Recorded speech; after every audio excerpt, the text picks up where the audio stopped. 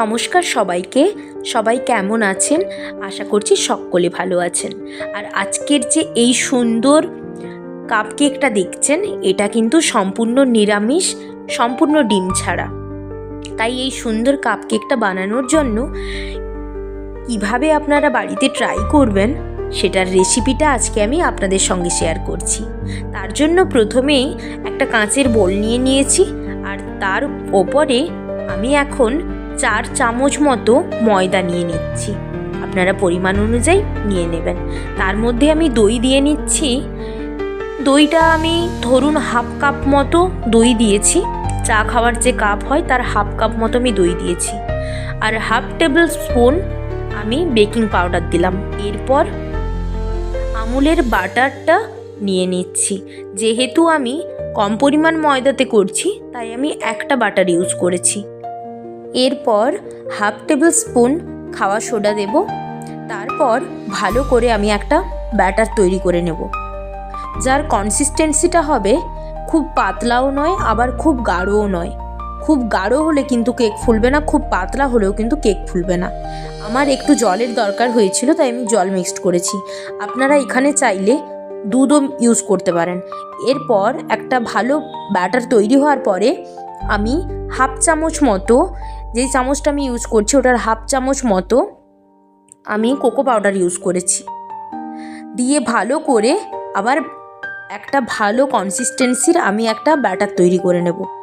আর এরপর এখন যেটা দিলাম ওটা হচ্ছে লবণ। একটু পরিমাণ আমি লবণ দিয়েছি। এরপরে আমি দেব ভ্যানিলা এসেন্স। ভ্যানিলা এসেন্স কিন্তু মাস্ট দেবেন, কারণ কেকে ভ্যানিলা এসেন্স ছাড়া কেকটা ঠিক সুগন্ধ লাগে না, প্লাস খেতেও খুব ভালো লাগবে যখন একটা ভালো স্মেল আসবে। এরপর ভালো করে সব কিছু আমি মিশিয়ে নিলাম। আমি যেভাবে মেশাচ্ছি আপনারাও কিন্তু ঠিক ওইভাবেই মেশাবেন। আর আমি মেশানোর পরে কনসিস্টেন্সিটা আপনাদেরকে আমি দেখিয়ে দেব, মানে ওর ঘনত্বটা ব্যাটারের, যে খুব পাতলাও হবে না আবার খুব মোটাও হবে না। দেখুন ঠিক এইভাবে হবে। এরপর কিছু স্প্রিঙ্কলস ছিল, চকো স্প্রিঙ্কলগুলো কী করলাম ওপরে দিয়ে দিয়েছি। এরপর আমার কাছে কিছু ডিফারেন্ট কালারের স্প্রিঙ্কল ছিল, সেগুলোও আমি দিয়ে একসঙ্গে মিক্সড করে নেব। আর কিছু চকো চিপস আর হোয়াইট চকো চিপসও দেবো। এতে কি হবে, চকো চিপস আর হোয়াইট চকো চিপসগুলো যখন আমি কেকটা খাবো, তখন যখন মুখে পড়বে মাঝে মাঝে, তখন কিন্তু খুব টেস্টি হবে। চেষ্টা করবে চকো চিপস বা হোয়াইট চকো চিপস ইউজ করতে কাপ কেকের জন্য, এটা খুব ভালো। আর এগুলো আমি কোথা থেকে নিয়েছি যদি কারোর মনে প্রশ্ন জেগে থাকে, তাহলে সেটা হচ্ছে আমি এটা ফ্লিপকার্ট থেকে নিয়েছি। এই স্প্রিঙ্কেলগুলো plus choco chips, white choco chips সবই আমি ফ্লিপকার্ট থেকে নিয়েছি। তোমরা চাইলে ওখান থেকেই পারচেস করতে পারো। এরপর ভালোভাবে সব কিছু আমি মিক্সড করে নিলাম। আর এর ঘনত্বটা ঠিক এইভাবেই বানালাম। একটা জিনিস প্রত্যেকেই মাথায় রাখবেন, যাতে এই ঘনত্বটা খুব বেশি না পাতলা হয় আর খুব বেশি না মোটা হয়। যদি খুব বেশি পাতলা হয় তাতেও কেক কিন্তু ফুলবে না, আর খুব বেশি মোটা হলেও কেক ফুলবে না। এরপর কাপ কেক বানানোর জন্য কিছু ছোট ছোট কাপগুলোও আমি নিয়ে নিলাম। এই কাপগুলোর ভেতরে কম কম করে আমি ব্যাটার ভর্তি করে নিয়েছি।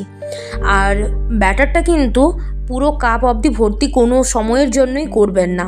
সেটা আপনারা কাপ কেক এই কাপে বানান বা এমনি চায়ের যে চা খাওয়া হয় যে ছোট ছোট খড়িগুলো পাওয়া যায় প্লাস্টিকের, ওগুলো দিয়েও আপনি বানান, যাই করুন না কেন, কারণ কেকটা হচ্ছে ফুলে উঠবে। ফুলে উঠলে বাকি যেটা দেখুন আমি 1 চামচ করে নিচ্ছি, দিয়ে দিচ্ছি। যদি প্রয়োজন হয় আর হয়তো আমি অল্প পরিমাণ নিচ্ছি, এর থেকে কিন্তু আমি বেশি দিচ্ছি না, কারণ কেকটা অটোমেটিক দেখবেন ফুলে উঠবে। যখন ফুলে উঠবে না, তখন ওই কাপটা ফুল একদম ফিল আপ হয়ে যাবে। ঠিক আছে, এইভাবে করেই আপনারা প্রত্যেকটা কাপ ভর্তি করে নেবেন। এর ওপর আমি ডেকোরেশনের জন্য কিছু স্প্রিঙ্কল দিয়েছি, আর সঙ্গে কিছু হোয়াইট চকো চিপ ইউজ করেছি। আপনারা কিন্তু অবশ্যই প্রত্যেকে মাথায় রাখবেন, ব্যাটারটা যেন কোনোভাবেই যেন না পাতলা হয়।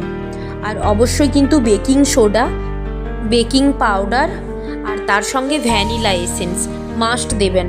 যদি আপনাদের ব্যাটারের মধ্যে বেকিং সোডা আর বেকিং পাউডারের পরিমাণ যদি ঠিকঠাক থাকে, তাহলে কিন্তু অবশ্যই কেক ফুলবে, কেক ফুলতে বাধ্য। আর কেক যদি না ফোলে, স্পঞ্জি টাইপ যদি না হয়, তাহলে কিন্তু খেতে মজা নেই। আমি যে কেকটা বানিয়েছিলাম সত্যি খুব খেতে টেস্টি হয়েছিল, আর তার সঙ্গে জিনিসটাও খুব স্পঞ্জি হয়েছিল। এটা আপনারা বিস্কিটের গুঁড়ো দিয়েও করে খেতে পারেন। আমি অবশ্যই এরকম একটা ভিডিও আগে একটা দিয়েছি, প্লাস পরেও আমি আরও দেব। সামনেই ক্রিসমাস আসছে, বাড়িতে কেক বানিয়ে খান, দেখবেন যথেষ্ট ভালো লাগবে খেতে, বাজারের বাইরের কেকের থেকে। নিজের বাড়িতে হাইজেনিক কেক বানাবেন, প্লাস খেতেও ভালো লাগবে, আর নিজেদের পছন্দ মতো ডেকোরেট করতে পারবেন। এর থেকে আর কি চাই বলুন। এইভাবে করে আমি ভালোভাবে কেকগুলোকে ডেকোরেট করে নিলাম। এরপর ফ্রায়ারের মধ্যে একটা একটা করে আমি রাখলাম। রাখার পরে প্রথমে আমি 120 ডিগ্রি 160 ডিগ্রিতে প্রথমে আমি দিয়েছিলাম প্রায় 10 মিনিট মতো। তারপর আমি আবার 5 মিনিট মতো 120 ডিগ্রিতে আমি হতে দিয়েছি।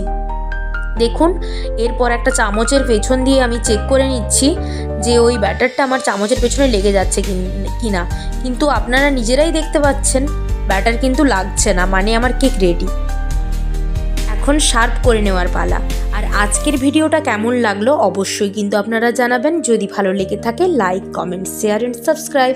আজকের মতো টাটা। কীরকম ভিডিও দেখতে চান অবশ্যই কমেন্ট করুন।